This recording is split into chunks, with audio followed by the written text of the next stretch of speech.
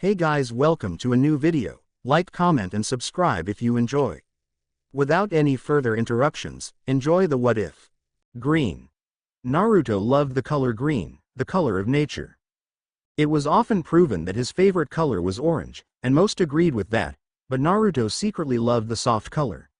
It reminded him of the training he received on Mount Myoboku, and all his friends within the summons realm.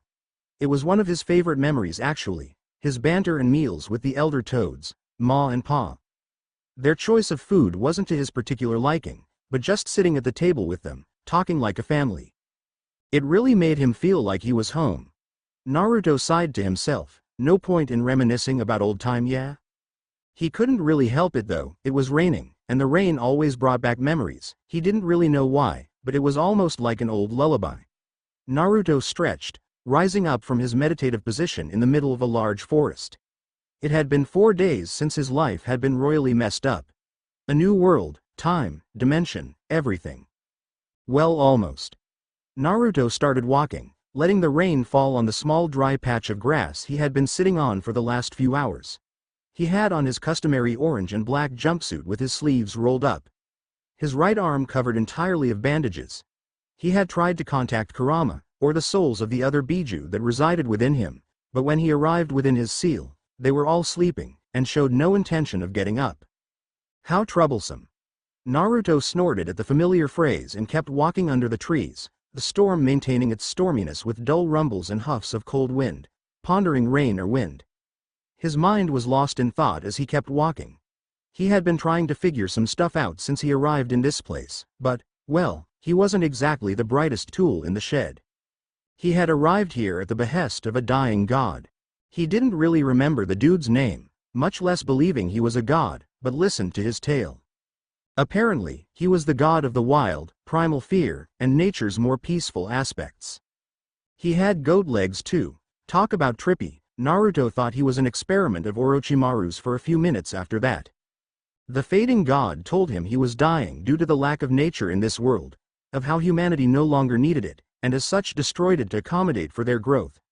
His domain was shrinking by the day, and the last few sanctuaries were soon to be under threat. As a dying wish, he bequeathed the remaining power to me, the last, true sage, someone with a true connection to the fading power.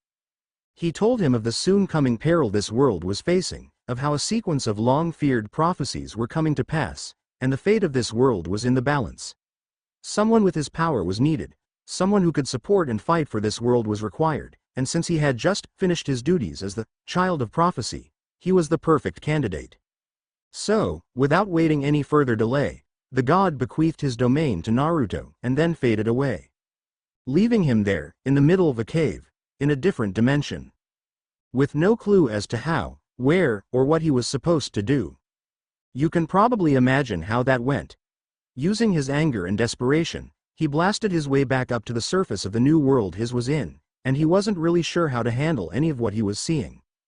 Large metal towers, everywhere. He was standing in a forest area, but all around him, large metal constructs and hundreds of thousands of people bustled about in a dull roar of activity. And then he switched to recon mode, and since that time, which was 4 days till his present time, he discovered several things. He could still use his chakra. His summons, however, didn't work. He could still use senjutsu, and his Biju tenants were still there, though significantly weakened and sleeping. This world was known as America, and it was one of 7 continents on this whole planet, called Earth. They spoke an entirely different language, used a different currency, and one other thing. Nobody had chakra. Nothing did. It was a horrifying discovery. But on a positive note, there were a few good things that came out of it. Apparently, his title as the true sage came with some merit. Spirits of nature came all out of the woodwork to meet him, and after he finished telling them all not to reveal his presence or whereabouts to anyone, they began to teach him. All 6,000 of him. To save time. Which leads us to the present. Naruto was now fully fluent in most languages on this planet, a developed understanding of how this works, and what rules it. The Olympians. It was a bit of a pill to swallow when he was first briefed by the spirits, but his existence in their world was all the proof he needed. Gods and monsters roamed this world, all of them with incredible powers, and all of it completely under the common human's nose. Fantastic. So here he was, still sitting in the small park that he first came here in, giving his chakra to the 9 sleeping Biju residing within him. They were regaining power, at a decent pace too, but the Biju had a lot of power to replenish. Even with his chakra helping them, they still had a way to go. He needed to move. Naruto groaned, walking to the edge of the forest area, staring at all the people just going about their lives, whether it happened to be a boring job or a fun shopping day. Maybe it was a rush to a late appointment, or possible a slow walk with a bounce in their step after having a satisfying date with a beautiful partner, or maybe they were just happy to be alive. Naruto sighed as he watched them, his mind weighed heavily by his plight. How'd I get back? He muttered to himself absently, and only having one conclusion. He would have to meet the Olympians. But would they really let him leave? One of their gods, a lost one, and a fairly powerful one at that, had given him his powers and domains. Would they really let him leave with a power from this world? He couldn't give it back. The guy who gave it to him was gone. What was he going to do? Naruto slid down the tree trunk he was leaning on, letting his feet splay out in front of him. What to do? What to do? You need to move forward, a voice said from behind him. Naruto didn't even flinch as he looked over and saw a small girl, in maybe her late preteens, with a small picnic basket and flannel dress staring at him. She seemed innocent enough, but her aura and eyes were telling him she was not as she seemed. Go where? Naruto asked faintly, and surge of depression taking over as he just spilled. My home is gone, my friends are gone, my family is long dead, and I've been given a task I don't even know anything about.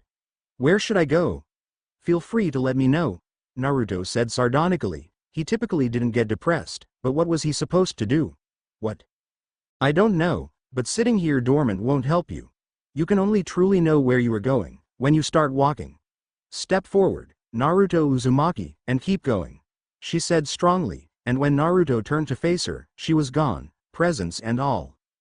Naruto sat under the raining sky for a few more moments before standing up, brushing a few grasses blades from his pants before dispelling all his current clones. Take a step, huh? Without any clue as to where, or why, Naruto asked a bit hesitantly, before feeling his trademark grin settle over his features. What did he have to lose? Why not, he declared. He pumped his fist in the air as he shook himself of his funk. Maybe he could be a wanderer like the pervy sage. Except not an erotic novelist. He wouldn't go that far. He could go anywhere, so might as well start walking. He had a mission and he hadn't failed yet. So with his old spirit back and a few strange looks from his fellow pedestrians, he started walking. Naruto was searching. Recently, a strong natural presence appeared on his radar. It was like a lighthouse on the edge or a peninsula out at sea. He had been heading towards it for the last, he didn't remember, it's been more than a week, but less than a month, maybe. Naruto had been wandering since that fateful day, and he had finally reached his destination or the origin of the beacon that kept pinging off his brain like a lighthouse. He walked up this hill, heading for it, and just as he was about to walk over the crest, he slammed into something. Naruto stumbled back in shock, before reaching forward tentatively and poking it. To his surprise, it touched something, like an eggshell.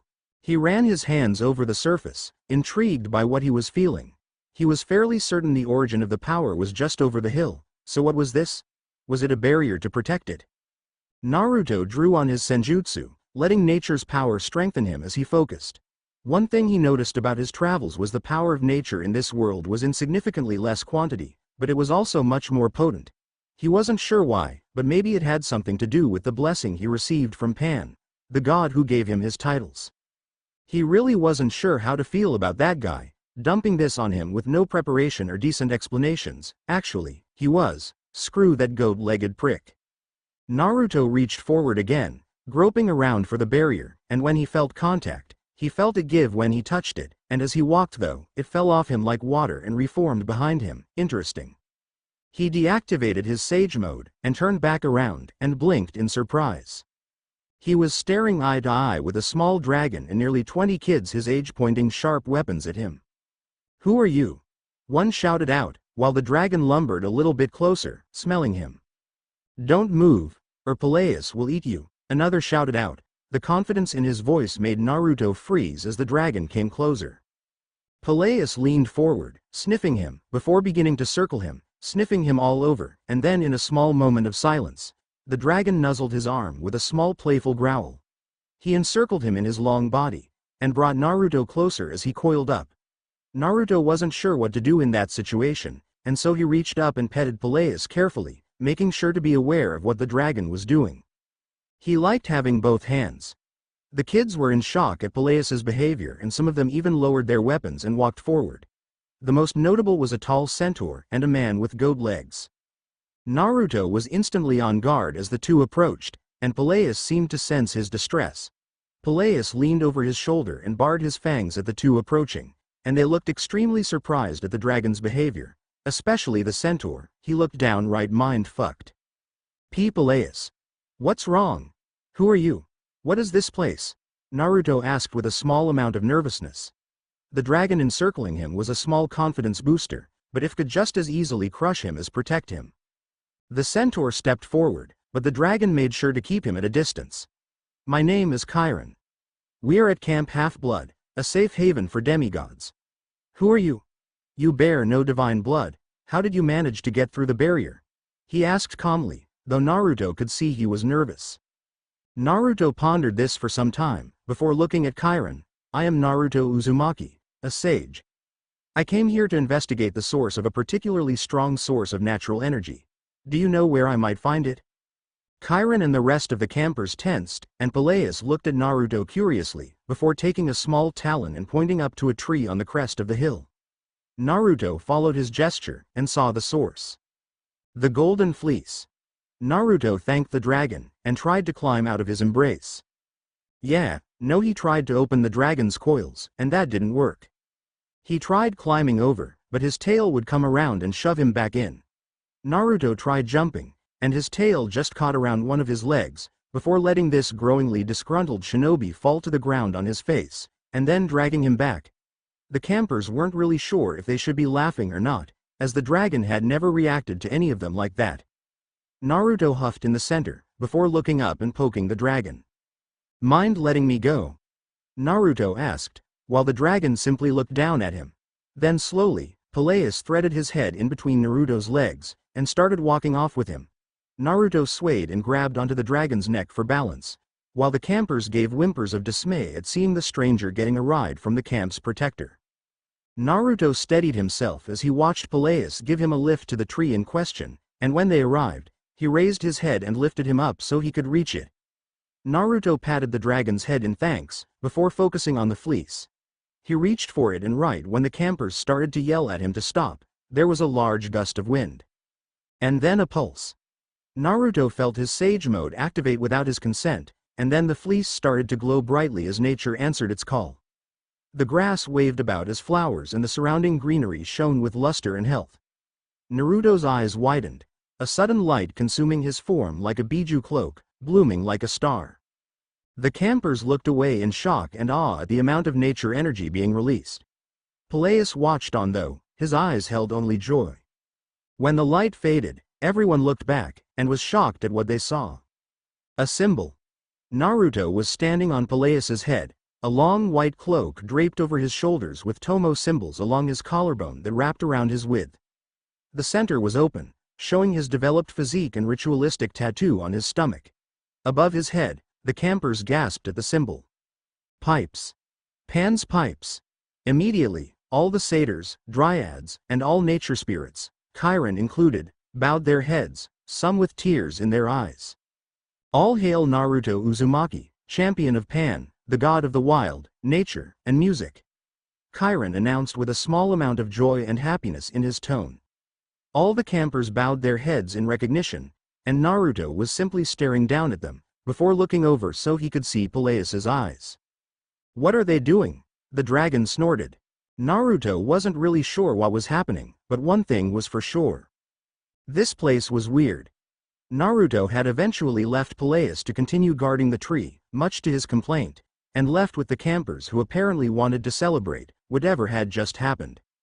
Naruto received a tour of the camp by several satyrs, who were eager to be around him. He figured it was because he was Pan's champion, which he figured was his will incarnate or something, which again didn't make sense since the god pulled the vanishing act on him after giving him this domain. He wasn't a god, he checked. He didn't have ichor flowing through his veins, a relief discover. The tour was informative, and it became apparent that he had several followers here, all of them nature spirits. At the start, he had 4 guides, and now, he had nearly 30. It was partially annoying hearing them all have their unique descriptions of the camp, and he resisted the urge to ditch them all so he could explore himself. The camp had several features, some of which caught his attention. The cabins for the gods' children in particular, they were arranged in a U shape, and each had a symbol over their door, some that Naruto recognized. A lightning bolt, Zeus. A trident, Poseidon. A dove, Aphrodite. A sun, Apollo. A wheat symbol, Demeter. In all of Naruto's travels and research, he came to one uncontestable conclusion. He didn't like Ares. He had seen war, he had fought in it. It's taken friends, families, homes, and hope from all its participants. It shed countless lives and spilled oceans of blood, all for some squabble between their 2 leaders. After the longest tour he had ever been on, he headed for the camp store and tried to buy a shirt. Surprise! The camp shop didn't take mortal money. Its currency was of drachmas, or ancient Greek coins. Naruto sighed and tried to make a few deals with the cashier, haggling, and eventually, he walked out empty-handed, a little annoyed. Did that guy really think he could get one over on him? He may be born into this world a few weeks about, but he wasn't an idiot. Not completely anyway. After that, Naruto headed back up the hill, towards Peleus, who was resting his head on his front legs. He heard Naruto coming and rocked his head from side to side in happiness. Naruto smiled at this, and quickened his pace to greet the dragon.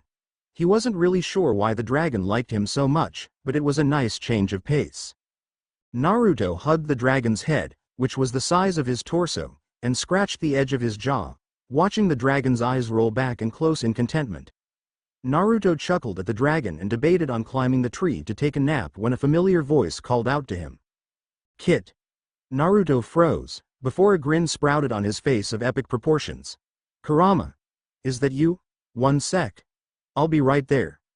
Naruto released Peleus and sat down on the ground beside him, before closing his eyes and diving inward. He felt Peleus draw him into his embrace, and smiled at the dragon's protectiveness. Naruto fully dived in, and when he heard the familiar voices, he smiled widely and ran down the halls. Naruto burst into the room and shouted out happily, "Kurama. Hey, Kurama?" Naruto walked forward, noticing that his mindscape, it was empty. "What, Kurama?" "Nothing. Matabi, Isobu, Shukaku, Son Goku, Seiken, Chome, Kakuo, Yuki? Anyone?" "Nothing." Naruto frowned as he started to wander. This wasn't right. They were here. Where did they go? Naruto started to panic. "Oh shit, where did you guys go?" Naruto muttered, before walking aimlessly, shouting random names to reach out to them. Nothing. Naruto was now genuinely panicking. He was running through the halls of his mind. "Kurama, where are you?" "Kit." Naruto froze, before tilting his head. "Kurama?" he shouted out. "Kit." Naruto whirled around and started running at the voice. "Kurama, I am coming," he shouted off as he ran. Where was he? Was he okay? Did something happen? Naruto ran a few more corners before hearing something. A battle. Naruto blurred around a few more corners and ran into the room. And felt relief surge through him. All 9 Biju were in the room, a few tousling with each other over an apparent disagreement. They were significantly smaller than their usual size, but that wasn't important. Kurama was standing over at another of the entrances, shouting every now and then. "Kit." He would bellow, before falling silent for a time, waiting for a response. Naruto ran at him. "Kurama." All the Biju whirled around and saw Naruto running at them, a look of glee on his face. Isobu. Matabi. Shukaku. Kakuo. Chome. Yuki. Son Goku. Seiken. "Hey guys." Naruto called out happily as he ran at them. The Biju all watched him come closer, some with amused looks and others merely snorted at his entrance. "There you are, Kit. We have been trying to reach you for the last few hours. What happened? This isn't the room we're originally sealed in." Naruto ran up to them and paused, his smile slowly dropping. "Yeah, I went be where you guys normally would be, but you weren't there. Did you guys wander?" I mean, it must have gotten pretty boring being in the same place. The Biju shifted. Well, yes, but this is your chakra network. If all of us were to stay in a tunnel, we would destroy your chakra passages. Naruto blinked, before looking at them owlishly. Do you think that maybe you just moved to a larger Tenkastu point? I mean, there are a lot more entrances here, and it's bigger.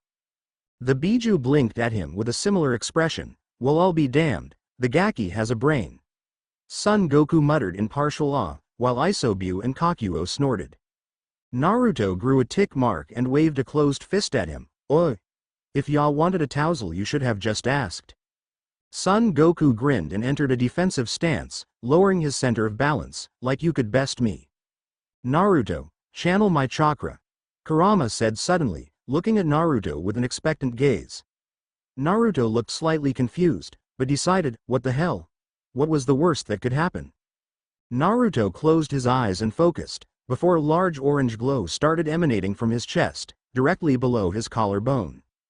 The other Biju looked at the glowing spot on his chest, and Gyuki snorted. It's like those. You are here. Markers on those tourist maps. The other Biju wondered what would happen if they flared their chakra but refrained. They were still in a Tenketsu point, and since the seal wasn't able to regulate all of them, it may have been created by death, but regulating 9 Biju was a bit of a stretch, actually. Kurama pointed over to the rest of them. Why are you here? Naruto nearly fell over at the blunt question, while the other Biju frowned. I wasn't aware that we weren't welcome, Isobu said dryly. Kurama shook his head. No, I'm asking why you are fully here. I recall you leaving a small amount of your power and souls here to communicate, so why are you fully here? The Biju opened their mouths to reply, but closed them silently in thought. It was true. They were here, not somewhere else. They were fully present. What happened? It is strange, I will give you that, but I was unaware of this. Do any of you know? Yuki said evenly, though you could tell he was intrigued by what happened. The Biju went about examining themselves, checking their pools and identifying themselves as their primary selves, whatever that meant. Matabi didn't bother doing anything, as she simply sat on her haunches and watched everyone else. Kurama didn't bother either. Instead, he was poking his tails into different passageways to see what happened when Naruto channeled his chakra. That was a discovering in itself. According to whatever passages Kurama was inside, and channeled his chakra, he could see it mark on his skin. That was rather amusing at first, as Kurama and Matabi tried to guess which way was which before Naruto channeled his chakra, which got old real quick. I am not a map. Naruto roared in comical indignation. Kurama only laughed while Matabi flicked him with a paw. Good thing too. Your sense of direction is less than inspiring. Matabi laughed as Naruto staggered a few steps. Naruto looked indignant, but didn't reply. He simply smirked and then laughed. He just kept laughing, and couldn't stop. Eventually, he managed to calm down and stare at all of them. I'm glad you're all okay, he said with a massive grin. The Biju all chuckled at his grin and lumbered over, crowding around him and leaning down to his eye level. Yeah, we're okay, kid, Son Goku said. They all had a brief moment of laughter, before focusing on their host. So Gaki, where are we? I no longer sense the abundance of chakra in the outside world, and from what we have seen from your eyes, it is not the elemental nations. What occurred while we slept? Naruto frowned, and then began to retell the tale of how he had just finished coming home from the Third Shinobi War, how Sasuke had said goodbye, and how he had just had his replacement arm attached before being whisked away. He described it like the Hirshin, but it was green instead of yellow. When he regained his senses, he was in the audience of Pan, a Greek god of nature, and the wild. Apparently he was dying from his lack of domain in this world, so he bequeathed his power to him and sent him on his quest to aid the child of prophecy in this world. The Biju listened to him, eyebrows lifted at the idea of gods and goddesses in this world that actively meddled in mortal affairs. That's disturbing, Isobu said after a long pause, before looking to Shukaku. Sand armor will be needed immediately. If this world has gods meddling and fooling around to save time, we need maximum defense at all times. Shukaku nodded in response, though his maniac grin was in place at the idea of fighting immortals. But first, Kurama said, catching all the Biju's attention, we need to allocate ourselves either back to the room we were once in, or split up to our own Tenketsu points. We can't all remain here. The flow of chakra would destroy his chakra coils, and most likely kill us all in the process. But Foxy, we can't die, remember? Shukaku said with some giggles, and Matabi frowned as he pieced together Kurama's thoughts. In the elemental nations, yes, we couldn't. We could be defeated, but we would reform. We aren't in the elemental nations anymore. The nearly complete lack of chakra in this world is unsettling. The fact is, if we even could reform, the likelihood we would be whole again, or even come back at close to full power, or even half, is minimal. That was a bomb. Naruto paled. So, if I die, all of you will too? They all looked down at him, and frowned at his face. Probably, yes. Our life now is your hands, Naruto. We trust you. And if you do something stupid, we will be there to pull you out. Consider this a promise of trust and mutual need of survival. Seiken said. And all the Biju nodded, and then smiled. We are glad it's you though, kid. Anyone else would have been horrid. Imagine if it was B. All the Biju shuddered while Gyuki looked annoyed. Naruto took a few breaths to calm himself, and then smiled at all of them. I won't die. Not so long as I have you guys to look out for, I promise. Matabi purred and rubbed her cheek against him, while Kurama only grinned and the rest of the Biju nodded in consent, small smiles in place. Naruto smiled at all of them. We got this. I'm Naruto Uzumaki Namikaze. Nobody is gonna take us down. He roared with a fist pump, confidence radiating from him. Geez kid, we got it. Now calm down, will ya? It echoes in here. Sorry, X. Naruto opened his eyes and smiled as he looked down at his chest. 9 small flows were moving across his chest. They had agreed to meet him in the original room every night, and until then they would remain in separate points. It would help take the strain off from having 9 chakra monsters within your chakra system. Each had moved to one of the 8 inner gates. Shukaku sat at the first gate, the gate of opening. It allowed him to manipulate sand and such in the outside world because of the proximity, and helped strengthen it. Matabi sat at the second gate, the gate of healing. Isobu sat at the third, the gate of life. Son Goku sat at the fourth, the gate of pain. Kakuo sat at the 5th gate, the gate of limit. Kakuo had a unique job at that gate. She was the most level-headed out of everyone there, and such had the job.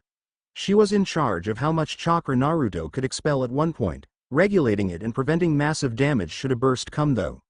She also helped him in control and such, since having his already astronomical reserves were added to the power of all 9 Biju.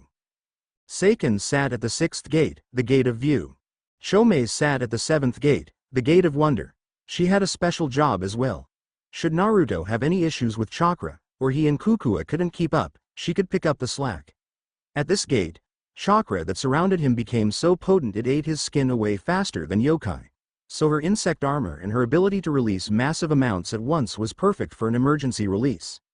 They couldn't do this with others around, but it would be a pretty massive fucking bang. Gyuki sat at the 8th gate, and the most important, the gate of death, because he had the most experience with merging and working with humans. Should Naruto ever be pushed to this point, he could take over and successfully regulate the chakra while all the others focused solely on healing him. And lastly, Kurama, he sat in Naruto's actual chakra pool, the first he would draw on, and the person he would remain in the most contact with. He and Kurama had been partners for the longest, and while others would have their turn since Kurama was qualified to fit in any slot, he was needed at the head of the ship right now. All the Biju would be able to interact and give him chakra without opening the gates. It was just that those gates were the largest places for them to stay, and the most able to handle the strain. Should he ever have to release the 8 inner gates in combat, it would also give them a direct route out of his body should the foe be too great for them to defeat. Naruto insisted on this, because if there was an enemy that all of them couldn't beat, he would face them alone to buy them time for them to escape. All of them agreed in the moment, though all of them made sure to cross their tails. It was rather funny actually, because Shukaku couldn't cross his tails since he had one, but he took advantage of his human hands and crossed his fingers behind his back. With this system in place, they all had a direct route to his mindscape as well as his senses. They were part of the world, an extra 8.5 brains ready to back him up. If you can't guess who would be the half-brained one, you should feel bad. Naruto sighed to himself happily as he looked around, taking comfort in the embrace of Peleus, the friendly dragon. Naruto was already growing attached to the little dragon as he leaned back on his cool scales. He wished he could have had a companion like him. Just a massive badass looking out for him. Well, don't I feel special? Kurama mumbled playfully, and Naruto snorted. Yeah, remember back then? When I was thrown off that damned cliff to meet you? Hell of a ride, huh? Kurama snorted. Yes, you were so insufferable back then, a little snot-nosed brat. Naruto grinned, looking up at the tree that held the golden fleece. He felt so much better around it, like two magnets finally coming together. It was honestly like sitting in front of a warm fireplace with friends all around. He took a few deep breaths, noticing the sky around him was darkening. He knew it was late, but he didn't think he was in the mindscape that long. Must have been the tour, not surprised. He leaned over to Peleus's head and scratched it, earning a hum of approval and a few twitches of his back legs as he let himself feel relaxed. Naruto chuckled and closed his eyes, a small canine poking out of his lip. Who needs a cabin? I got a dragon as a pillow, come fight me. All the Biju snorted in unison, but couldn't help but agree. The next morning, a bell rang him from his dreams. Naruto twitched awake, and sat up groggily, looking up. The sun was starting to rise, and early risers were getting up and moving about. Naruto sat in the coils of his new best friend, and watched them all with interest. Shukaku. Where is Naruto's sand armor? Isobu cut into his mindscape. Shukaku just giggled, sand. I need sand, you conch shell. I don't see sand anywhere, do you? The rest of the Biju sighed, alerting the rest to all of them being awake. They all came forward and nodded to Naruto. Well, except for Shukaku and Isobu, they were having a weird staring contest. Naruto could probably guess where this was going, and decided to just get on with it before being asked, lest it start another argument. He stood up shakily and stretched, Peleus stretching as well behind him in perfectly mimicked movements. Naruto caught this and laughed, before rubbing Peleus on the head. I'll be back later, keep guarding that, okay? It's precious. Naruto said with a grin, before turning and hopping over the dragon's coils in an impressive display of ability. Peleus hummed in recognition and shifted, before relaxing and starting to snooze off. Naruto suppressed a chuckle and headed into camp. He had small tests to run today, and he wasn't simply going to ignore it. Naruto walked over the campus, waving at everyone who waved to him. He had an early morning entourage of satyrs and cautious dryads. The satyrs had no issue being close, but whenever he smiled and waved at a dryad, they immediately ran for cover behind tree. Naruto frowned at this, and asked, is that normal? One of the satyrs looked abashed, and looked down in embarrassment. Well, no. Naruto frowned further, before turning to the trees and walking towards a small crowd of dryads. They seemed to tense at his approach, before he raised his hands in the universal sign of surrender, and approached slowly, making no sudden moves. He walked to the edge of the forest, not getting too close, and looked at the small group. Why do you run? Have I done something to offend you? He asked with concern. He had people flee him before, but that was one of two reasons, and since the Biju were now stored in their own Teketsu points, they shouldn't be able to be sensed. A dryad stepped forward cautiously, staring at him warily. You were chosen by Pan, correct? Naruto nodded. Yes, is there a problem? The dryads looked at him in surprise, before looking down with massive blushes. Well, he was, Naruto recognized this look. He just knew, deep down, the familiar problem he had felt when around his strongest teacher, and felt his heart sink. He was a pervert, wasn't he? The dryads all looked at him gratefully for saying it instead of them. He had a habit of moving around, whether we consented or not. Naruto froze at that, before a scary look came on his face. Are you saying he forced himself on you? He growled out intermittently, trying to negate his anger. The dryads looked surprised at his reaction, and a little fearful. We usually got away, but not always. Naruto's frown deepened into a feral snarl, a fang poking out from his lips. His eyes flickered red for a small second, before he sighed. All the anger seemed to vanish from him, and he looked at them all sadly. He bowed to them. I am sorry. I was unaware of what my presence meant. I'll leave you alone, and for what it's worth, I'm sorry about what he did. He said with a sad smile, before backing away and turning back to the satyrs, who looked ashamed. Do you have a large area that is used for training or other destructive things? The satyrs looked surprised at his request, but nodded. We have a few training grounds, but if you really want to mess some stuff up, I would recommend going to the plains on the other side of the big house. Not a lot happens back there, and is often used as a mock battle zone. It's barely used anymore, but it's large and relatively clear. Be careful for other campers though, some might be over there. Naruto nodded, before turning and walking at a fast pace, leaving the small group of nature spirits behind. They all went about their business, though a few dryads looked curious as to Naruto's reaction. It wasn't perverted, or even suggestive, he was angry. Angry at the idea someone would do that, genuinely bothered by it even. Who was he really? Once Naruto rounded a corner, and then his anger quickly reappeared. He slammed the ground with a closed fist. He didn't channel any chakra as he didn't want to make a crater, but it didn't help much. When his fist connected, a rumble was heard, and a small explosion puffed up where he hit. Naruto was actually startled by this, and so were the Biju. That was without chakra or any enhancements. Your body shouldn't be that strong. Not even B could do that without my chakra. Yuki cut in. Naruto frowned and looked at his head, looking for cuts or bruising, or even inflammation. Nothing. Naruto wasn't sure what to think. What the hell did that pervert do to me? Why is it always a pervert, Kami, damn it? The Biju were genuinely confused as well. I'll run a full chakra cycle when you sleep tonight. Yuki, can you check his tissue and blood? Kurama asked. Yuki nodded. Yeah, I'll do that later too. Naruto, before you go to bed, get some of your blood and dab it over your 8th gate. I'll look it over. Naruto nodded in thanks, before quickly darting out of there to avoid being found. No doubt people heard the boom, and we coming to investigate. Little did he know, a dryad was watching with wide eyes. Naruto walked into the center of the field and then closed his eyes in focus. Okay, we know I have my chakra, and I know I can use Senjutsu and the Kage Bunshin. What should we start with? Shunshin, Rasengan, and Hiroshin in terms of jutsu, but we should start with chakra control exercises. Kakuo answered. I would recommend starting with tree climbing. We don't know how bad it is after all. Attempting any jutsu could be hazardous. Naruto nodded in affirmation, before closing his eyes and sitting down in a meditative position. He knew he could use chakra, but that fact that he only used the Kage Bunshin once before in this world, and that was when he was still supplementing chakra to the Biju. Now that they were back to health, that would be dangerous. Naruto focused within himself looking for chakra. He knew where Kurama's and all the others were, but he needed his. Where, under Kurama. He reached for it and gave it a tug, letting some of his flow to him.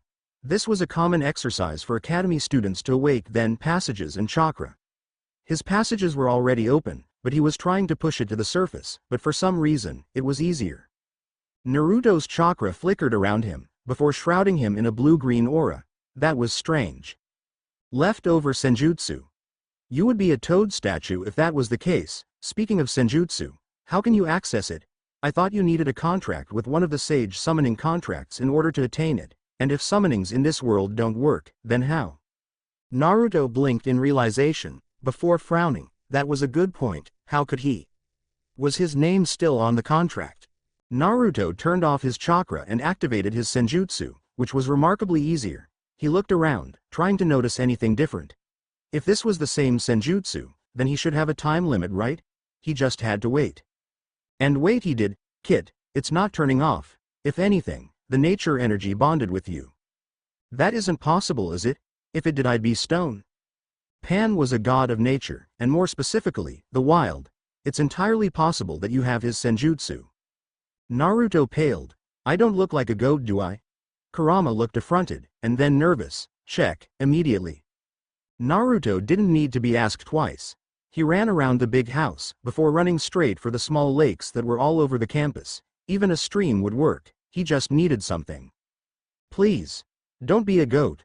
Naruto was running his hands all over his body as he ran, trying to find anything abnormal as he ran, or just checking to make sure some of his characteristics were still there. He blurred through a small group of campers, who gave out cries of anger and dismay as he shoved through them. He wasn't sure if they gave chase or not, but he was too busy panicking to worry about such a thing. He ran to the local lake, and ran onto its surface to the center, where there were no ripples, and knelt down to stare at himself. He ignored the surprised gasps of the nature spirits at his ability, and stared down at himself, curiosity intriguing him, and also relief, a lot of relief. Okay, so not a goat, but what the hell happened to my face? He and the Bijou stared down at his reflection, and saw that he was mostly unchanged. Except for his eyes, and familiar tattoo. Instead of the orange pigment that showed on his skin around his eyes, it became this weird stylized green tattoo that branched out like horns, and reached down to his cheekbones in a strange spike-like fashion. On his forehead, a small green diamond appeared, and he gasped. It's like Bachan's. Do you think the secret to her meiotic regeneration was senjutsu? Kid, your eyes. Naruto drew his focus from his new tattoos, and focused on his eyes, and felt the air in his lungs leave quietly as he got lost in them. They were like inverted solar eclipses. His pupil was still black, his iris was like molten silver, shimmering like water under a sunrise. The outside rim of his eyes were a faint green that pulsed faintly, never stopping. It was like his eyes were a perfect system of equilibrium in liquid states. It was mesmerizing. Naruto reached down and touched his reflection, specifically the part under his eye, and breathed out in awe. Hey guys, I know that my eyes change when I use your chakra, but what is this? It's not the senjutsu I remember. It feels different, much more serene, and calm. Before it was just peaceful, but this is like a small spring stream. It's peaceful now, but I get the feeling it can rumble like a waterfall. The Bijou couldn't help but agree, and examined his chakra from within his system. This chakra, or I guess I should say energy, has almost unified with your chakra. It's amazing. I'm not even sure if this is chakra anymore. Kukua said in awe. This wasn't like her. She was like an angry librarian when he did something wrong, but now, she was like a little kid seeing the stars for the first time. It's like you're directly drawing from nature itself, not a conduit from Mount Myoboku. You're feeling the peace of the world right now. You should be honored. I don't think you're the first, but I know that fewer than 10 people have felt this before, Isobu said with partial reverence. He must have enjoyed the feeling. Shukaku was giggling without a care in the world, before rolling over and going to sleep, and then snapping awake. Hey, remember, I need sand for the armor. He went ignored, not that he noticed as he went back to sleep a few nanoseconds later. Naruto slowly looked up and around, before noticing something that made him freeze. Nearly all the campers at the camp were staring at him from the shore, their jaws practically sinking in the mud. Naruto thanked that he was too far away from them to see his eyes, and just stood up and nodded to them like he knew what he was doing the whole time, and then cut his chakra flow to his feet, sinking into the lake below, without a ripple. Naruto sank slowly, before landing on the floor, and entering a meditative position, thinking. He knew he could only last there a few minutes, but hopefully it would be enough too. Gaki, I think you should learn something before you continue that thought. I am a creature of the lake, and with that, comes a few privileges. How do you think Yagura gained such control over water? Naruto's eyes shot open, back to his normal cerulean blue, startling a few naiads that were edging closer to him when his eyes were closed. What do you mean? You can naturally absorb the oxygen from the water through your skin. This only works for freshwater, however, as I always avoided the sea due to its salt content. This won't mean you will last forever, but you have roughly an hour. Isobu said with an uncharacteristic tone of excitement. Naruto's eyes expanded like balloons, and nodded profusely in thanks, making a few of the naiads look at each other in confusion. Naruto calmed himself, before closing his eyes again. Can I try water manipulation? Since I am here, and I know I have chakra, with an affinity for it. Everyone waited in silence for Kukua, who was in thought. She sighed, before giving out a few orders. Very well, but wait a moment. Yuki, Kurama, Chomei, get ready to restrain his chakra flow should he release too much. We don't need to kill everything in this lake to check. Naruto, ease into it, I mean it, go as slowly as possible. Naruto's eyes flared with determination as he opened them again, before holding out his hand. Okay. I am just going to release a small amount of chakra into the water, not yours, but mine. No offense, but we don't know what damage your chakra could do. The Bijou grinned at his concern, before readying themselves to help him. Naruto calmed his beating heart and focused on his chakra. He could have done this much easier, but right now, he needed every chance of control he could get. And boy was he right. Just as he gave a slight tug, what was almost like a tidal wave surged forward, pushing back his will to slow it down. The Bijou saw his grip get blown away rather comically, before exerting their own pressure to slow its flow. Naruto regained himself and began working it through, taking a small amount from a small amount, before he had a small amount of chakra. He opened his eyes, and let his chakra flow to his hand's points, before releasing it. Now that was cool. His chakra left his body, and lit up the whole lake. It was like the aurora borealis lighting up a night sky. It streaked through of all different sorts of colors, weaving around the sea creatures, and all of them gave looks of astonishment, before all of them relaxed in blissful comfort. Naruto watched his chakra do its work through the water, before it fully saturated the lake. Okay. Information time, Yuki said with a grin. From what I can see, your chakra is imbued with nature, probably because of Pan, but as you can see, it's very powerful, potent, and almost the complete opposite of our chakra. While ours is tumultuous, violent, and corrosive, yours is peaceful, passive, and almost restorative. It's ironic that you might have actually gained healing powers, just after the war. That's called shitty timing. Naruto frowned at that thought. He could have saved so many with this power. He could have saved Neji. Kid, focus, the water is responding.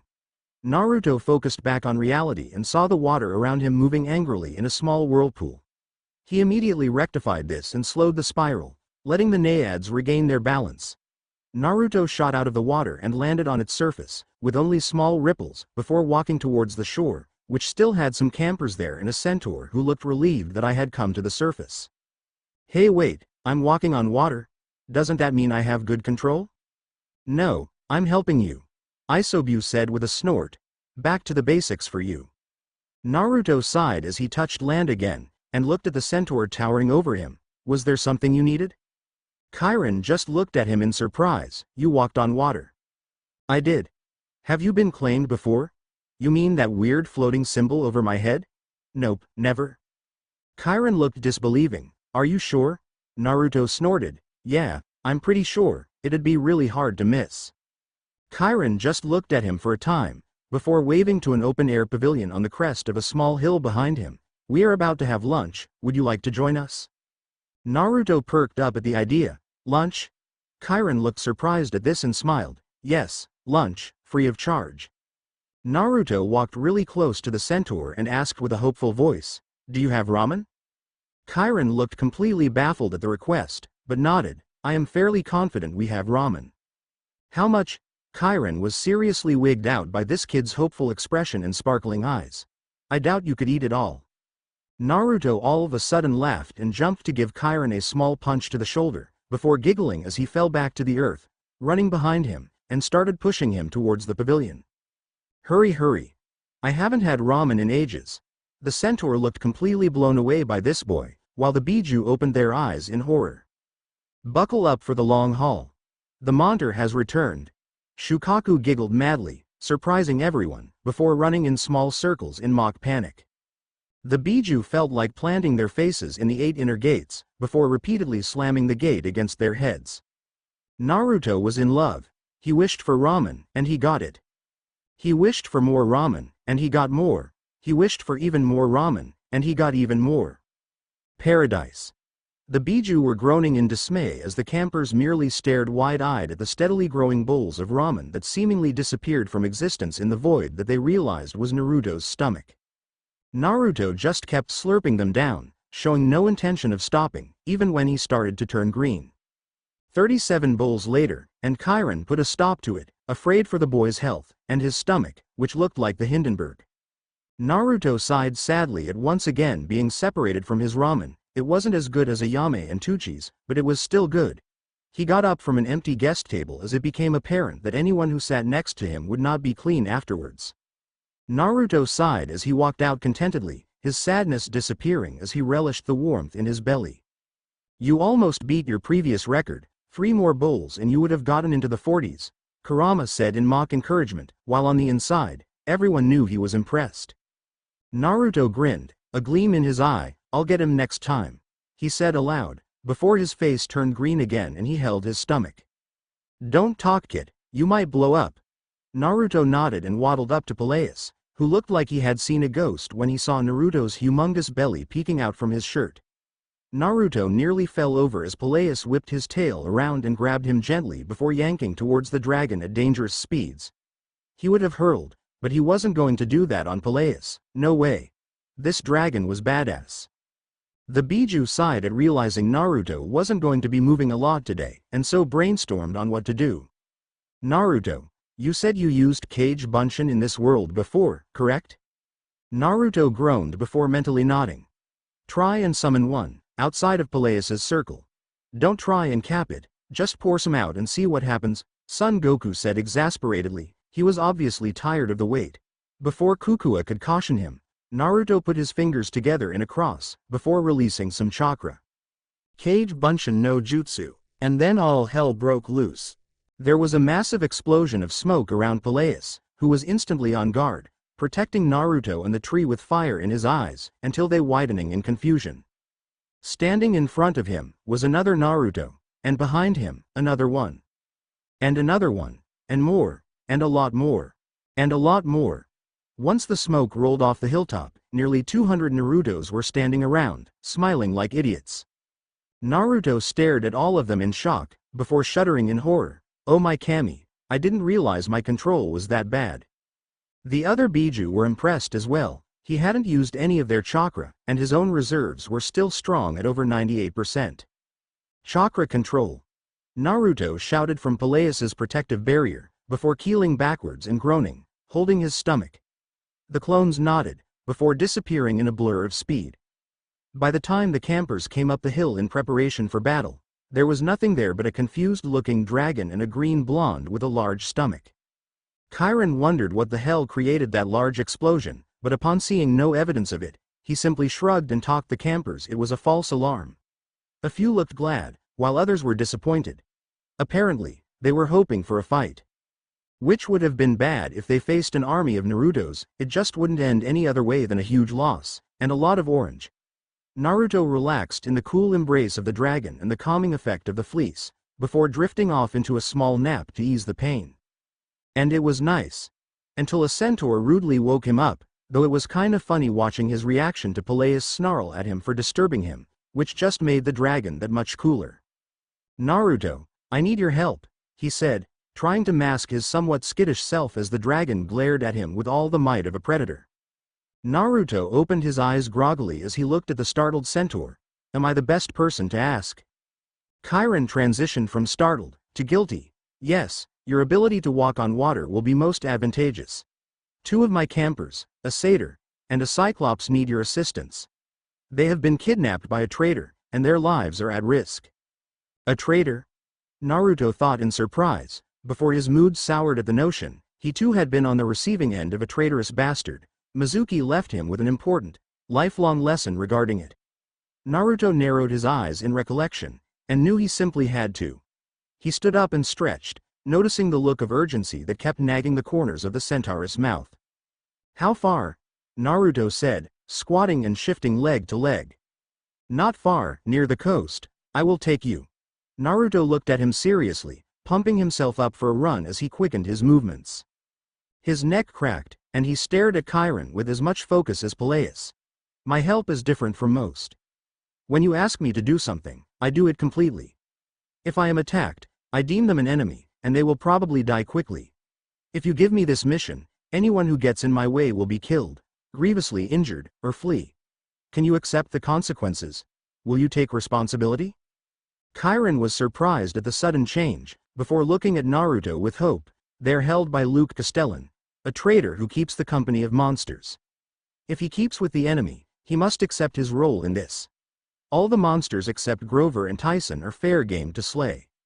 Naruto nodded, before patting Peleus and smiling, thanks for protecting me. The dragon yawned and nudged him in the back, pushing him forward. Naruto chuckled and walked in front of the centaur. You run, I will follow. Chiron looked like he was told a joke. Naruto, you will be left behind. Now it was Naruto's turn to be told the joke. Trust me, Chiron. I am a lot faster than you think. I'd like to you try and outrun me. Chiron looked highly skeptical, but nodded. We leave now. And then he started to gallop, and then run. Naruto was at first surprised, before it grew into plain shock at the speed, before grinning excitedly. A chance to really go. He has been caged in fear of damaging himself for too long. It's time to throw caution to the wind and go. Naruto kept pace with the centaur, Even pulling ahead, you better stay in front if you want to lead," he said tauntingly, before running faster, increasing his speed along with Chiron's, who had a stupid look on his face. Their speed kept increasing, until the world around them lost definition and became a blur of colors. And Naruto never felt so alive. He laughed wildly as Chiron kept pace with him. He could go faster, he wanted to. "Chiron, is our destination a straight line from here?" Chiron soon looked at him curiously, before adjusting their course so he was. "Now we are. At this speed, we will get there before long." Naruto grinned, before sending some more chakra into his system, feeling the warmth power him up. "Catch me if you can, old man," Naruto yelled, before shooting off, the ground cracking under his feet like dry twigs. He almost broke the sound barrier, but he had to be careful as it would deafen him, and there was some stuff in the way. It wasn't a straight shot anyway with obstacles in his path. Chiron almost stopped running from the stunning sight of the blonde just vanishing into a streak of light, before pouring on more speed, a competitive spirit flaring in him. It wasn't long until other centaurs noticed them, and started running with them. "What's the rush, bro? Why you running?" And then they would see Naruto fly by. "Holy shit, that kid's fast." Pretty soon, a whole herd of centaurs began to join them, and then they magically pulled out all this shit from nowhere, including banners, trumpets, and whoopee cushions. Party ponies were emblazoned proudly on all their cloths and items. The Biju immediately cut Naruto's sense link as they could no longer watch what unfolded around them without experiencing mental pain.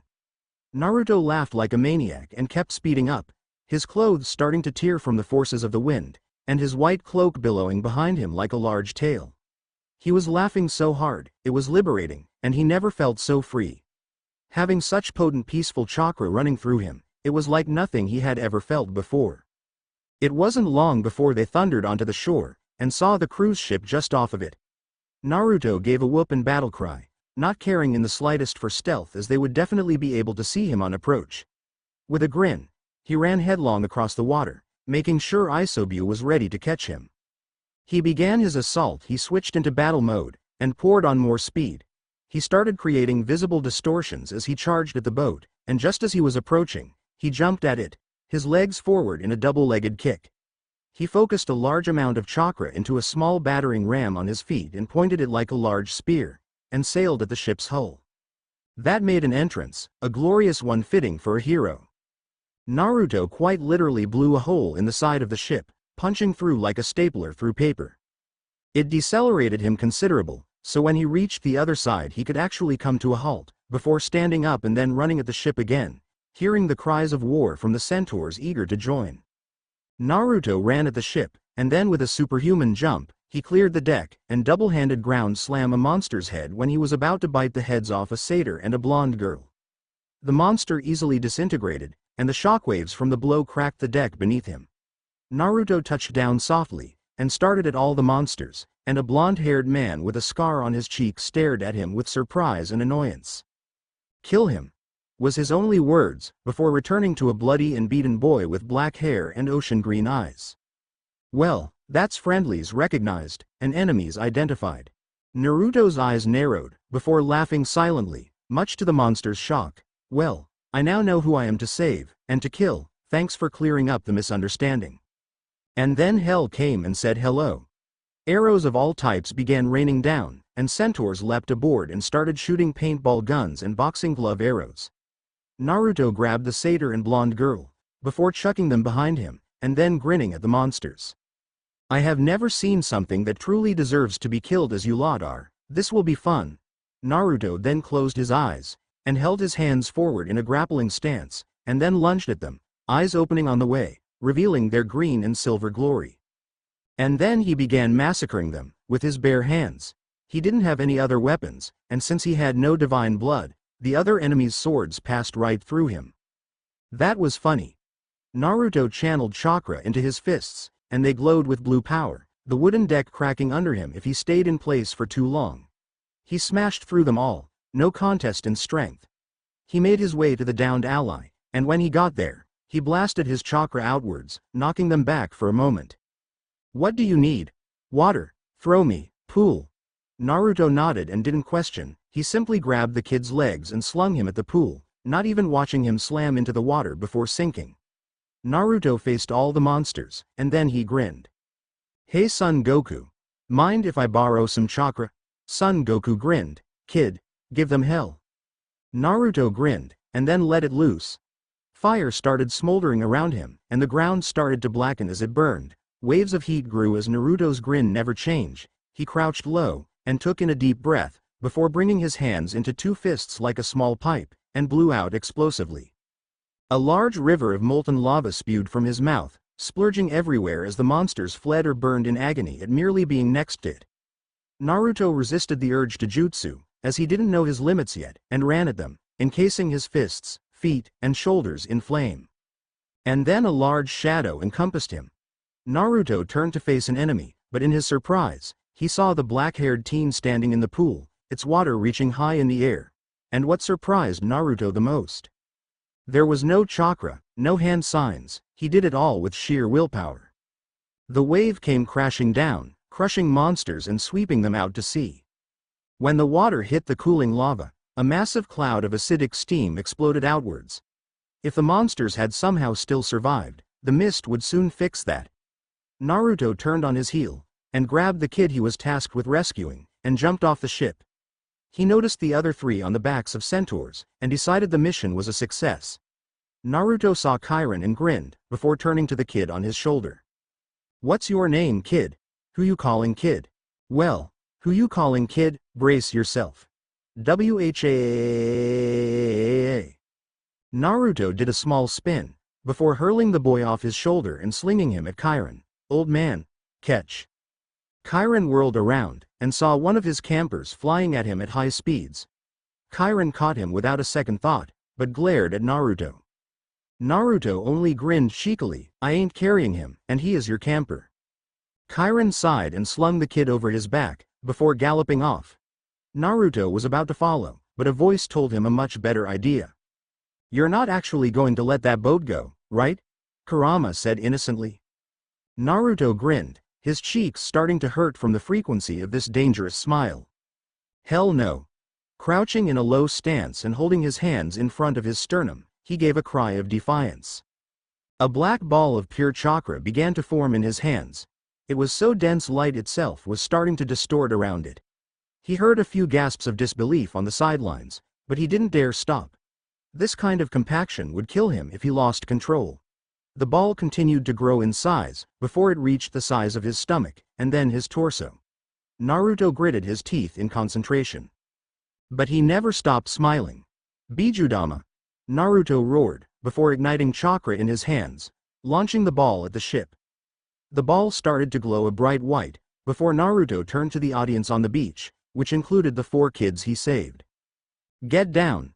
They immediately complied, and ducked behind trees, only to look on in horror as Naruto ran past them. "Not there, you idiots! Run!" They all gave chase, running like prison escapees as they hauled ass up the nearest hill, and took cover behind it. They all peeked over, unable to resist seeing what this attack could do. If Naruto, someone who just spat out lava onto an open deck with allies around, was okay, then this oughta be quite the show. The attack continued to glow dangerously, before it glowed too brightly to look at. Then they heard it. It was earth-shatteringly loud. It made Zeus's thunderclaps look like the applause of parents at a kid's play. It bellowed through the air, breaking apart the ocean floor and throwing water every which way. The shore where they had hidden before was blown away and tossed about like an omelet on a frying pan. They felt the ripple in the earth as the shockwave slapped them through the hill, and the massive mushroom of energy light up the sky for miles. They all looked at the explosion in fascination and horror, before looking over at Naruto when the show was over. He looked a little tired, but that was it, and that scared them more. "What the hell was that?" An eccentric centaur yelled out, unsure of how to process this. Naruto grinned at them. "That, my audience, was one of my strongest attacks, the Bijudama. I focus the energy that runs within me, and compress it into something so dense it warps the light around it. It is not my strongest attack, but it definitely gets the points across." Kairon and the others looked at him in shock, while Naruto was still grinning. Kairon: "Yes. I may need to be carried back. I haven't used that in a while, and it's tired me out. My body is going to shut down soon. Carry it back, will you?" Give me to Peleus, he will know what to do. Chiron looked confused, before Naruto's knees buckled and failed. He toppled over, face first into the ground, but just in time, the black-haired kid caught him. Thanks. Who you calling kid? Naruto said quietly. The kid snorted, while the centaurs gave small laughs. My name is Percy, son of Poseidon. Thanks for saving me and my friends. Naruto chuckled quietly, his eyelids forcing themselves closed. Percy, I'll remember that. I'll see you back at Camp P. And then Naruto fell slack. Percy looked at the kid in his arms. He looked around 15 years old, blonde hair, whisker marks on his cheeks, white cloak, and that strange energy about him. Percy sighed, before turning to his companions. Chiron, can you give me a hand? He is kinda heavy. Naruto stood in the center of his mindscape, the Biju gathered around him. Naruto, what did I say about no jutsu? Kukua asked calmly, though it only made her seem more angry. Naruto cowered behind Son Goku, who looked a little pale as well. Why you said no jutsu, but the Bijudama isn't a jutsu. I figured that since it costs so much chakra it would be okay for me to use. Kukua sighed and looked to Seiken to explain. Naruto, it's not that you couldn't handle, it's that your body hasn't used a heavy taxing jutsu in a long time. Forcing that much chakra through your system, regardless of how much you have, is dangerous. We live in here. If you destroyed your pathways, where would we go? Naruto frowned, but nodded. I never meant to endanger you, but I believed that with all your help if focusing it, I would be able to pull it off without any trouble. All of you can do it on your own, so helping me do it with each other's help made sense to me as being easier. They were silent for a time, before Matabi turned to Kurama. Look, more proof, the kitten really has a brain. You're so rude, Naruto yelled out childishly, before looking at all of them and bowing deeply. I am so sorry if I put you in danger, it won't happen again. The Biju looked at him for a while, before sighing, we do not blame you, but we wish you would listen to us when we say, no, we mean it. Not everything we do is for your safety, it is for our own as well. Chomei said simply, and Naruto nodded, before bowing again. I'm sorry, I understand. The Biju grumbled in agreement, before Kurama reached forward and flicked Naruto lightly in the head, sending him falling backwards. Naruto sputtered, but when he saw it was Kurama, he merely smiled and looked down. Yeah, I get you. And then he smiled at all of them. All right, I'll wake up now, I'll see you all tonight. He started to leave, when Shukaku caught him and giggled, remember, you need some sand. Naruto nodded at the insane Tanuki, before patting him on his sandy head gratefully, disappearing as he left his mindscape. Naruto's eyes opened as he felt himself surface, and as he did so, he heard a lot of voices muttering in shock and awe. He cracked his eyes open, hoping they weren't talking about him. Peleus asleep or something? They shouldn't be this close. Naruto slowly opened his eyes, and then he saw all the backs of the campers, staring at the tree. He wasn't sure if he should be even there or not, when he heard a sudden gasp. Peleus lifted Naruto up so he could see, and just as he did, he noticed the blonde girl, Percy, and the satyr holding a black-haired girl in spiky black clothing. She looked around 15 years old, and had piercing electric blue eyes. I'm Talia, daughter of Zeus. I thought only dryads could do that. It had been an eventful few months for Naruto, 6 months actually. After a daughter of Zeus fell out of a tree, he actually got some peace and quiet now that everyone had a different person to hound, and he made sure to exploit every moment of it. He slept with Peleus every night. Sure, he missed a mattress, but come on, it was a dragon. Who would pass that up? And while he was conversing with his tenants and discussing information of the world they lived in, Naruto's private information force was gathering intelligence in the new world he lived in. His chakra force practiced chakra control and elemental manipulation. Ever since he had seen Percy Jackson manipulate water by sheer will alone, it told him all he needed to know. It was possible. After that, Naruto spent his 6 months with Peleus, the nature spirits in the camp, and the Athena cabin. Why? Well, they were the children of the goddess of wisdom. If he was ever going to gain information on the world, it would definitely be there. Of course it was difficult. Sometimes they would get this weird glimmer and go on about architecture, and then enter this weird comatose state and become unresponsive. It was at that point he would have to exchange the defective child with another cabin mate, and resume the lecture. Their average lifespan and recuperation wasn't very long, but it helped him sort through the information better with the breaks it gave him as he swapped them out. After the end of each month, his clones would dispel in set intervals, and he often spent that time unconscious with his Biju friends, sorting through his information. He would then create a new force, and continue. His chakra force was making leaps and bounds, dispelling at the end of each day. Probably because of his more passive chakra nature, it was much easier to control than before. It was its size that was the problem.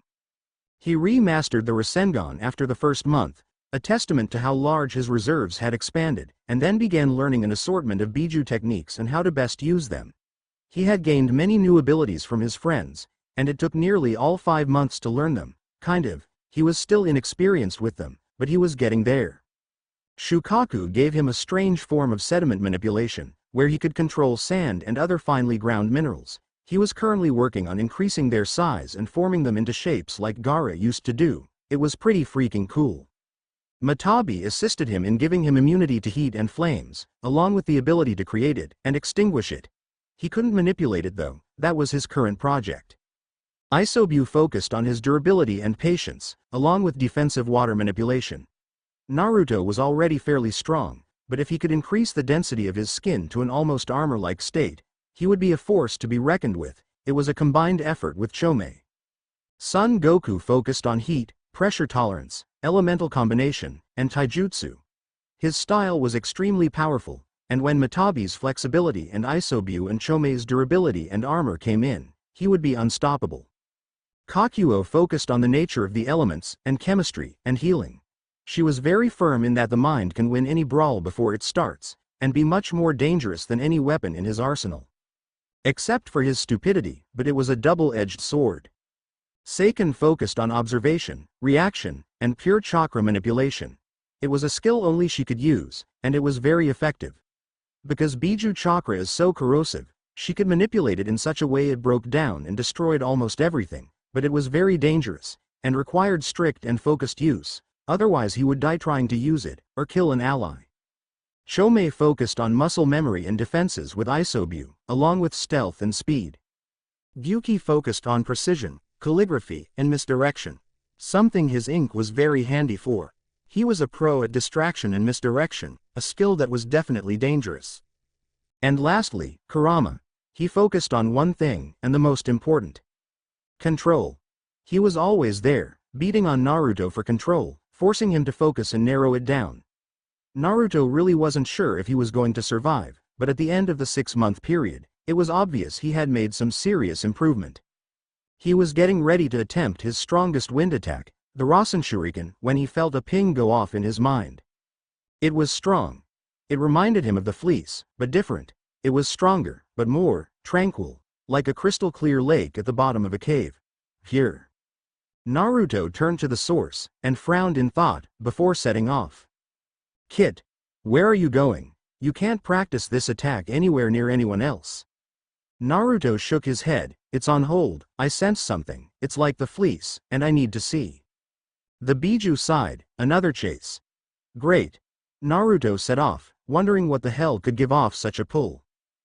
You ever see a manticore? You know, the body of a lion, tail of a, whatever that is, with a human face and several rows of teeth? No? Well, let's just say it isn't a welcoming sight. It was a few hours before Naruto managed to get to where the pulse was going off, and burst through a snowy tree line to see this. A manticore, holding Annabeth in his grasp, with Percy, 2 new kids, and Talia facing off with him. The manticore was badly wounded, with silver arrows lodged in his body from multiple angles. He was staggering about, and I rapidly realized that he was heading for the cliff. I sent a quick prayer to Kami in hopes that I wouldn't get shot, and rushed forward. Annabeth! Percy screamed in horror as they tumbled over the edge. Just as he was about to give chase, several girls in silver clothing appeared and held him in place, preventing him from jumping. You are in no condition to be jumping off cliffs, boy. Naruto ran right past them. I got her. They all looked up in shock at his sudden appearance, and a few tried to restrain him, but he was in and out faster than any could grab him. He ran to the edge and jumped to the opposite wall, before running down it at high speeds. He saw the manticore with Annabeth. They had reached the bottom, and were clawing to reach to shore before being swept with the current. Naruto snorted, "This shouldn't be too hard." Naruto leapt off the cliffside, and shot at the manticore like a bullet, striking its head with a momentum-enhanced stomp, shoving his head underwater. In that instant, he reached down and grabbed Annabeth, before crouching and jumping up to avoid the clutches of the angry manticore. Naruto took a moment to examine the beast, before turning and running at the wall, and then running up it. His chakra control was nearly back to normal, but it was still iffy at best, so he really shouldn't do this for long. He sprinted up the cliffside, Annabeth screaming the whole way, which was partially annoying, but funny all the same. He shot out of the canyon, before somersaulting forward and catching Annabeth in both arms princess style. He landed with hardly a sound, which would have been pretty cool if Annabeth hadn't been screaming the whole way. Missed opportunities. Naruto stood up slowly, letting Annabeth catch her breath, before gently putting her down and letting her sink to her knees, getting her bearings. "You're lucky I was passing through. Would have been bad news for you. Jackson really does have bad luck following him around, huh?" Annabeth's eyes snapped up as she recognized him. "Naruto, what are you doing here?" Naruto looked at her with a small smile. "Didn't I just say I was passing through?" Annabeth looked like she wanted to yell at him, but looked down in embarrassment as she realized he was right. Naruto laughed at her expression and helped her up, before being punched in the shoulder playfully. "Dragon Boy, been a while," Thalia said with a smirk. Naruto smirked in kind and two-finger prodded her in the forehead as he walked by, angering her slightly. "Yeah, been a while Thalia, anything new?" "Not really, just watched you run up a cliffside though, that was interesting. How'd you do that?" Naruto looked at her for a second, before spreading his hands open with a stupid look on his face. "Magic." She flicked him in the shoulder again, a small spark zapping him in the process. He chuckled as he turned and saw Percy struggling to get up and run to Annabeth, but the girls were holding him down. "The Hunters of Artemis," she said flatly, though a small amount of reverence and annoyance came into her tone. Naruto frowned at that, and walked over to him with Annabeth, who seemed happy to see Percy was okay, and likewise. The Silver Girls seemed to notice Percy's lack of struggling and released him, letting the two hug, though they were obviously annoyed by it, or at Percy for that matter. Interesting. Naruto looked at the scene before giving a dramatic theatrical bow. "Well, I'm glad I could be of assistance, but I must be on my merry way. Catch you later," he said as he gave a mock salute, before turning to run. "Naruto!" Percy shouted out. Naruto turned to look at him, and saw several hunters aiming their bows at him, with a young girl standing in the middle. Naruto fully turned around, hands up in surrender, looking confused. "Have I done something, quiet boy?" Naruto turned to her sharply, startling her slightly with his eyes. "You seem to misunderstand something." And then in a blur, he was gone. Only a few of the hunters could actually see him move, and only one had time to react. Naruto turned to run, and he did, but as he was about to make it to the forest, a girl of 12 appeared in front of him, punting him back. Naruto looked surprised at being intercepted, but landed gracefully. The hunters all launched their arrows at him, and in their shock, all of them hit his skin, and shattered. The arrows all bounced off and broke beyond repair, as if being shot into a large rock. The hunters looked shocked at this, and quickly drew another arrow, but as they did so, a large presence started to manifest, and they looked on in shock at Naruto, who started to gain these weird tattoos on his face and his eyes. They turned silver and green. Even the 12-year-old girl looked shocked at this development, and readied herself for combat. Naruto vanished, and reappeared directly in front of her, staring at her eyes from inches away. "It's you are the beacon." She looked confused for a moment, before shooting her leg forward in an attempt to push him back. And to her astonishment, he didn't move an inch. A dull thud echoed like hitting wood, but he didn't give any indication of being struck. "Who is this man?" Naruto looked at her for a moment, before backing away, and then turning to his camper friends, completely dismissing them.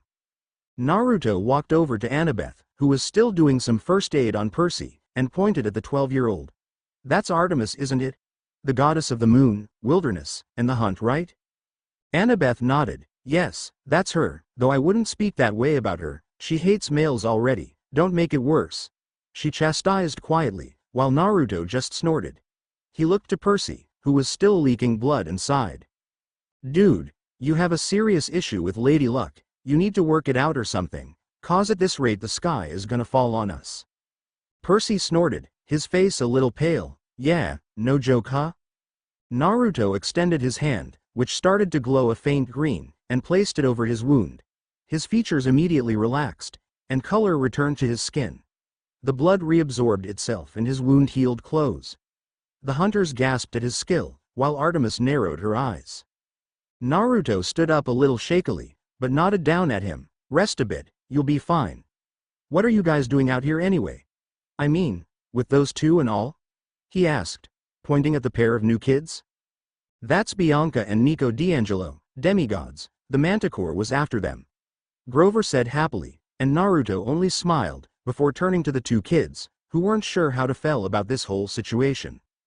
Well, I'm glad you're okay. Too soon to die, am I right? He said with a smile, before turning to the hunt. Well, thanks for the punt, I'll be going now. Hold it, boy. The name is Naruto. Shut up, boy. Okay, girl.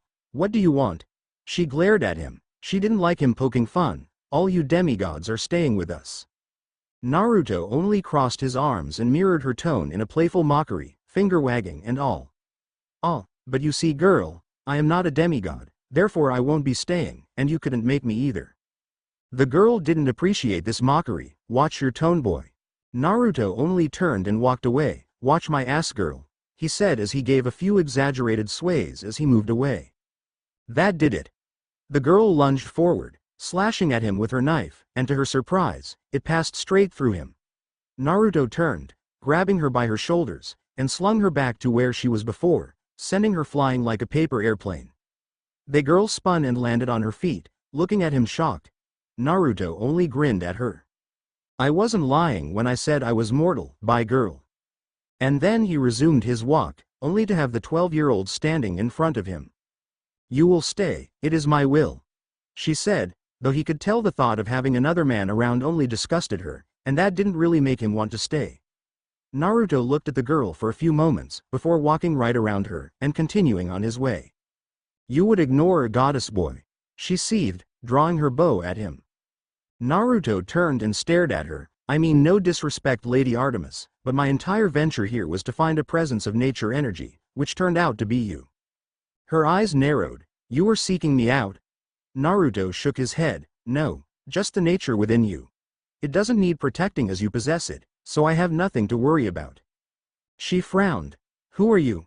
Naruto sighed. My name is Naruto. Why? She growled at me and pointed her arrow at me point blank. What are you, boy? Naruto gritted his teeth, but withheld his anger. I have given you my name, and you will call by it, or I will leave. She growled at me even more and pressed her arrow tip against my throat. You are not going anywhere, boy. Not until you have answered my questions. Naruto glared right back, his eyes changing from silver to crimson red with slit black pupils. My patience has limits. Goodbye, Artemis. I pray we never cross paths again. Naruto turned around and walked away until an arrow thudded into the trunk by his head. When he turned, he saw an 18-year-old woman standing there. She had long auburn hair, a breathtaking face, perfect curves and muscles with glowing silver eyes. You dare? She called with absolute anger, her silvery clothes fluttering under her magical force. To be dismissed by a mortal, a boy. It was unforgivable. Naruto noticed the pressure she was exuding in this form, and growled in annoyance. He turned to her, marched in front of her, and stood staring straight into her eyes, rage visible in his black slit pupils. I will give you this one chance to let me go freely, or else. Naruto said, his crimson eyes staring into her silver ones. Naruto let his pressure match hers, just to let her know he wasn't powerless, and she only growled in more anger. Mortal, you will show me respect, she hissed, before her magic pressure started to escalate. Naruto watched her grow in size, until she reached nearly 15 feet in height. Her massive bow aimed down at him in preparation to spear him into the ground. Naruto snorted, and then chuckled. And then laughed, and then stopped, dead silence. Behind Artemis, the campers recognized this and their eyes widened, before turning to the other hunters and running away, taking cover behind some trees. They even frantically waved at them to join them. Naruto looked up at the goddess, his eyes starting to glow. His voice transformed into this demonic vocal that sent shivers down everyone's spines. Immortals, you are all the same. You relish in your power and demand that all those beneath you respect you, as if your immortality or power gives you the right. Naruto's body began to shimmer and glow gold. You demean all those who stand up to you, and kill without remorse, making promises and oaths knowing full well that you have no intentions of keeping them. What do you have to fear? Naruto's chakra started to pour out of him, amassing around him and lifting him off the ground, a monstrous form taking shape. I've had enough. I will no longer listen, I will no longer wait. My patience has run out, and as you would rather be enemies, I will show you the error of your ways. A massive golden fox with 9 tails formed around him, Naruto at the head. He kept growing and growing and growing. Fairly soon, he towered over Artemis. One of his tails was large enough to fully encase her with room to spare. His tail swished chaotically as he glared at her from above. The ground beneath him cracked under the weight, and Artemis felt her arms fall to her sides limply as she stared at the creature in front of her. She could see Naruto in the center of the head, staring down at her, a body of gold, radiating power. But she didn't feel threatened. She felt comforted, just standing in his aura of power. She felt protected, nurtured, at peace. She felt blessed. She stared numbly at his form, the hunters behind her leaping out of the trees to aid her, forming a protective ring around her, aiming their bows at him. And then the fox disappeared. Naruto fell to the earth, landing gracefully as his golden aura fell away from him. It was absorbed into the trees around him, the wildlife and the earth. They glowed happily at the energy, and everything that absorbed it just gave off the same aura he did. Like coming home. She stared at the boy in front of her, completely baffled by what she witnessed. The amount of power he just showed, it was on par with Typhon, the king of monsters. Naruto stared at her hard, glaring. I have decided that I don't like you. I heard stories of how you were one of the most active Olympians, saving girls from their cruel lives at the hands of their fathers, partners, or whatever plagued them. I had hoped that you would have been able to help me, but I see that the stories only pertain to women. You hate being oppressed and thought less of, and yet you take every opportunity to oppress someone else at every turn, regardless of who they are or what they have done. Naruto turned on his heel, walking away, heading towards the hunters. You really piss me off. Don't appear before me again. I have nothing to say to you. The hunters were speechless. This boy had just accused them of being as bad as the males. He knows nothing, he is just a boy. Artemis, on the other hand, was thinking back to his aura, his soul. It was so pure, like the clearest diamond in a mountain of garbage.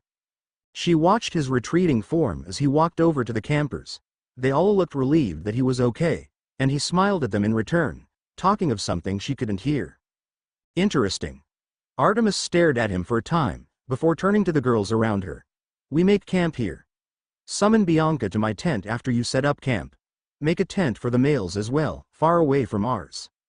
They all nodded grudgingly, but moved about their business, though most if not all of them shot dirty looks at Naruto, who just looked at them, crimson eyes flashing angrily, and they moved off.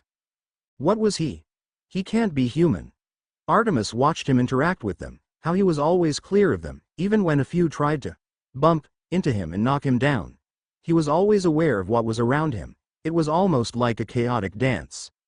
Artemis sighed, wondering why she even cared about the boy. She was a maiden goddess after all, none of her concern. She walked forward, and Naruto blatantly ignored her, as if she wasn't even there. It was rather impressive how he could look so passive, and yet somehow always avoid her. It was like she was just another blade of grass in a large field. It angered her to be blatantly disregarded, but she kept her temper. She still believed that she would win in a battle, but she wouldn't be uninjured. His mortality prevented him from being a superior opponent. In a battle of endurance, she would win. There was no monster that could not be brought down by her bow.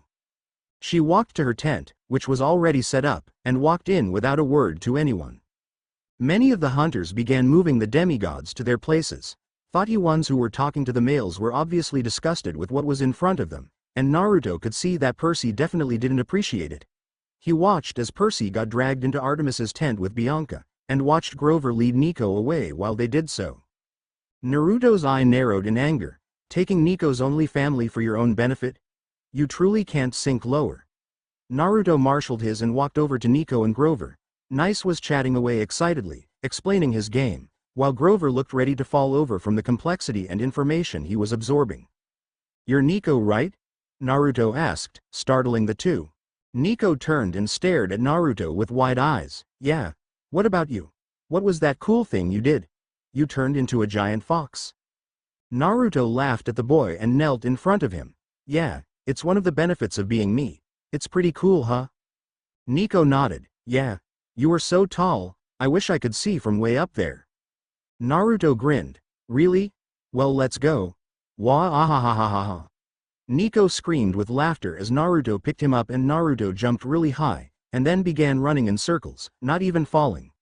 Nico looked around in wonder as Naruto carried him through the sky. "How are you doing that?" Nico shouted, and Naruto grinned. "It's called air walking. I focus my body's natural energy and push it forcefully out of my feet as I step. I can't do it for very long yet, but it's pretty cool, huh? More like I'm shoving my chakra down so hard it boosts me upwards, but meh, same difference. It's a miracle you even understand that. Kukua must have really nailed some stuff in there." "Hey." Naruto ran and ran, Nico laughing the whole way, until he started running back down, a big smile on his face from seeing Nico laugh so hard. Naruto eventually stopped pushing chakra and ran to a tree, before sticking to it sideways, holding Nico, who shrieked with more laughter as Naruto stayed there. "You're like Spider-Man." "Wow." Naruto laughed. "Yeah, I suppose I am, aren't I? Or maybe he is like me," Naruto said with a playful chest puff.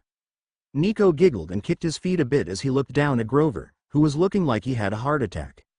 Nico giggled, before looking up at the sky and smiling. "I wish I could stay up there, in the stars. Nobody can get hurt up there, and nobody can be taken away," he said quietly, and Naruto only smiled, bringing the kid in for a hug. "You know, my parents are up there." Nico looked over in shock. "Really?" Naruto nodded sadly with a smile. "Yeah, they sacrificed themselves to protect me the day I was born, and now, they watch over me from way up there. They aren't gone, Nico. They're always up there, watching you, and caring for you. Whenever you feel alone, you come to me, okay? I'll take you so high that the clouds will be beneath your feet. Not even Zeus can shoot us down," Naruto said with a big smile. Nico looked ready to cry, but he stifled it, and nodded, before hugging Naruto tightly, whispering thanks. Naruto smiled at the kid. He made a silent vow right then and there, that he would always be there for the kid, even when he no longer wanted it. If he was in trouble, he would do his absolute best to help him out. Especially with Bianca ditching him, he would need all the help he can get. Naruto jumped down, touching the earth softly, and glaring over to his right, before walking away with a large smile as he listened to Nico talk. From the trees he glared at, Artemis walked out, surprised at being noticed. She was honestly impressed by the boy, which ticked her off to no end. He had so much power, but he never put anyone down, never. He always lifted them up, carrying their weight on his shoulders and soldiering on. Artemis stared at his retreating form, before vanishing in a silver flash. Naruto and Nico walked back to camp, with Grover pumping Naruto for information on how he was able to run on air. Naruto simply laughed at his questions and dodged them. He wouldn't understand anyway, and when he answered chakra, he would be screwed, with many more questions. So best leave him with one, and call it good. Naruto walked to the boy's tent, seeing it was pretty much empty, and gently set Nico down on a cot. Naruto smiled at the kid. It really was a shame that he had to suffer more, but in the end, it would make him stronger. Like it did him. Naruto focused a bit of his chakra into his hand, letting it glow orange with power, before gently placing it on Nico's forehead. He smiled sleepily, and turned over, content in his current place. Naruto sighed, before turning and seeing a hunter staring at him. "Lady Artemis has summoned you." Naruto looked at her for a long moment, raising an eyebrow. "Seriously? After the talking down to and the glaring? If she demands one thing from me, I swear I'm going to tap all of your power and show her just what kind of monster she is fucking with." "Well, it would kill you in the process, but I guess you would make your point. You could probably handle Kurama and maybe Matabi at the same time, but all of us? No, it would make you explode like the world's largest and most colorful firework." "Thanks for the image."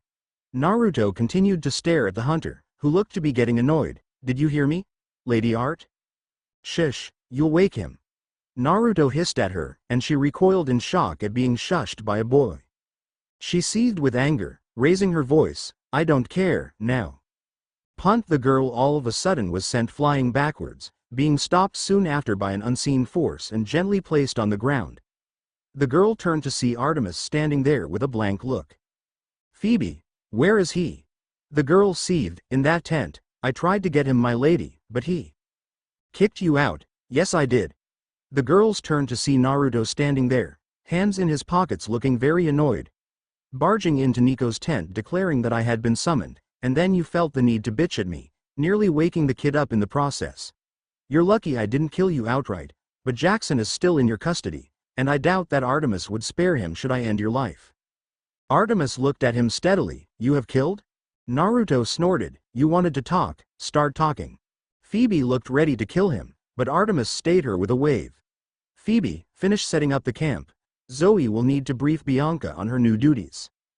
Naruto frowned. She really gave him up, huh? Wow, you guys really don't care for the lives you leave behind, do you? Artemis replied in an angry tone, "She has the right to her own life, she can choose." Naruto disappeared and reappeared right behind her so fast she didn't even see the blur. "And I could choose to spill your blood on the very ground you're standing on. I could choose, right? It's my life, right? I can decide, right?" Artemis seethed. "That's different." Naruto growled so low she felt it vibrate in her bones. "Not in the slightest. By making this choice she has forever changed Nico's life. You gods are all the same. It disgusts me." She whirled around to snap at him, but he wasn't there anymore. He was back to where he was before, a perfectly faked smiling face as he looked at her. "So tell me, oh wise and divine goddess, what do you want with a little, pathetic, mortal boy like me?" She glared at him. "Do you truly hate the Olympians that much?" Naruto laughed loudly. "Sure do. It's because of one of you I'm stuck in this world. I don't even belong here." She frowned. "What?" Naruto looked at her annoyed. "What, you didn't feel the crowing of a new Lord of the Wild?" Her eyes widened. "That's supposed to be a secret. How do you know?" "Because it's Moon for brains," Naruto shouted out in anger. Artemis recoiled in shock. "Then that power," Naruto snorted. "No, that power has never been the Wild's, nor mine for that matter. All I got with the title was a small enhancement to my pre-existing senjutsu abilities, physical abilities, and increased metabolism and immunity to some poisons. Pan didn't even tell me what I am supposed to do to get back." Artemis's eyes widened. "What? Pan? You saw him?" Naruto facepalmed. "Oh my Kami," he said in despair as he rubbed his eyes. "Who else had the title? It sure as hell wasn't Zeus." Thunder rumbled in the night sky, and Naruto only scowled. "I don't care what you have to say. Come say it to my face if you want to talk, static prick." Thunder rumbled louder, before fading away, and Naruto snorted, before looking back at Artemis, who was looking at him strangely. "It's impossible. You're mortal, celestial bronze phased through you. How can you hold such power and remain mortal?" Naruto only looked at her, before turned away and walking back to his tent. "Olympians, waste of brain space, the lot of you. Power-hungry fucks. You're just like my old village council, always looking for ways to make your lives better. How low can you get?" Artemis considered charging him, but calmed herself. She was only digging a hole, and she needed to learn about Pan. "Wait." Naruto stopped, not turning around. "Pan summoned me to this world without my consent or want. He pulled me into this dimension, and told me that he had never seen a mortal with such a strong connection to nature as I did. So he gave me his titles and domains, and then faded, leaving me in a subterranean cave in the middle of nowhere. If he isn't dead, I'll kill him myself when I find him. I will return to my world." Artemis stared at him in shock. "Pan is faded?" Naruto just walked off. "Oh, she cares. Too bad it's about his power, not the actual guy who possessed it. I really don't like you, so piss off." Artemis seethed, before reappearing before him.